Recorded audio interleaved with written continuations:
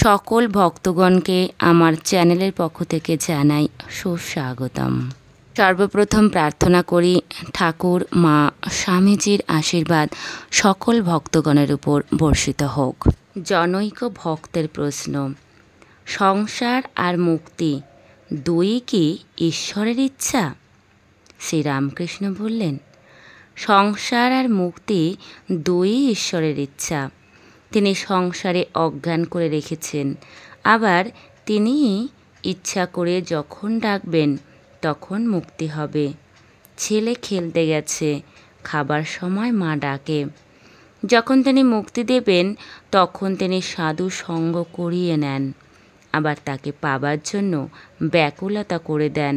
আবার প্রশ্ন, কী রকম ব্যাকুলতা? শ্রীরামকৃষ্ণ বললেন, কর্ম গেলে কেরানির যেমন ব্যাকুলতা হয়, সে যেমন রোজ অফিসে অফিসে ঘোরে, আবার জিজ্ঞাসা করে, হ্যাঁ গা কোনো কর্ম খালি হয়েছে? ব্যাকুলতা হলে ছটফট করে, কিসে ঈশ্বরকে পাব। গোপে চারা পায়ের উপর পা দিয়ে বসে আছেন, পান চিবোচ্ছেন, কোনো ভাবনা নেই। এরূপ অবস্থা হলে ঈশ্বর লাভ হয় না। জনৈক ভক্তের পুনরায় প্রশ্ন, সাধন জগতে কি বিশ্বাসের স্থান আছে? ঠাকুর বললেন, সাধন বড় দরকার, তবে হবে না কেন? ঠিক বিশ্বাস যদি হয় তাহলে আর বেশি খাটতে হয় না। গুরু বাক্যে বিশ্বাস। ব্যাসদেব যমুনা পার হবেন, গোপীরা এসে উপস্থিত। গোপীরাও পার হবে, কিন্তু খেয়া মিলছে না। গোপীরা বললে, ঠাকুর এখন কি হবে? ব্যাসদেব বললেন, আচ্ছা তোদের পার করে দিচ্ছি, কিন্তু আমার বড় খিদে পেয়েছে, কিছু আছে? গোপীদের কাছে দুধ, ক্ষীর, নবনী অনেক ছিল, সমস্ত ভক্ষণ করলেন। গোপীরা বললে, ঠাকুর পারের কি হলো?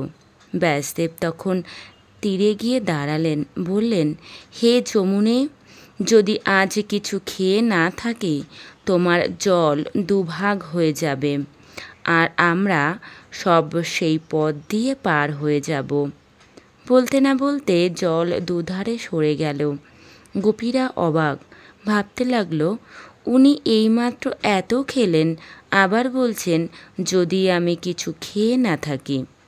এই দৃঢ় বিশ্বাস, আমি না হৃদয় মধ্যে নারায়ণ, তিনি খেয়েছেন।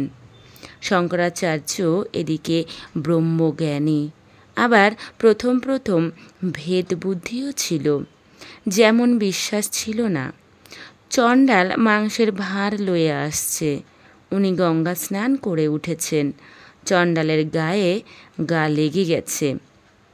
বলে উঠলেন, এ তুই আমায় ছুলি? চণ্ডাল বললে, ঠাকুর তুমিও আমায় ছাওনি, আমিও তোমায় ছুঁইনি।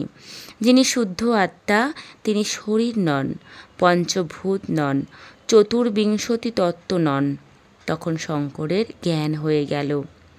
জড়ভরত রাজা রঘুগণের পালকি বহিতে বহিতে যখন আত্মজ্ঞানের কথা বলতে লাগল, রাজা পালকি থেকে নিচে এসে বললে, তুমি কে গো?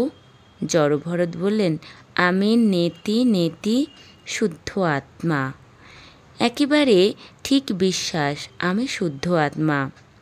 মনি, আপনি বলেছেন যে পাপ পাপ মনে করে সেই পাপই হয়ে যায়, আর উঠতে পারে না। আমি ঈশ্বরের ছেলে, এই বিশ্বাস থাকলে শীঘ্র শীঘ্র উন্নতি হবে। শ্রীরামকৃষ্ণ বললেন, হ্যাঁ সবই বিশ্বাস।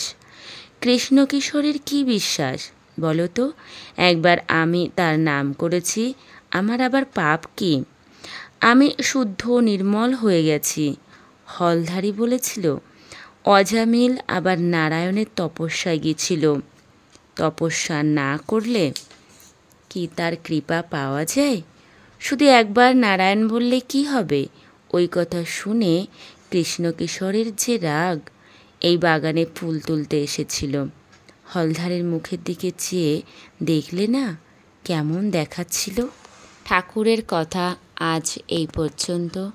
পুনরায় প্রার্থনা করি সকল ভক্তগণের জন্য, ঠাকুর মা স্বামীজির আশীর্বাদ সকলের উপর বর্ষিত হোক।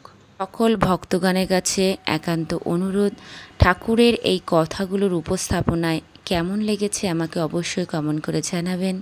যদি ভুল ত্রুটি হয়ে থাকে সেটাও বলবেন, তাহলে পরবর্তী ভিডিওতে আমি আরও সুন্দর করে উপস্থাপন করবার চেষ্টা করব। ভালো থাকবেন, সুস্থ থাকবেন, নমস্কার।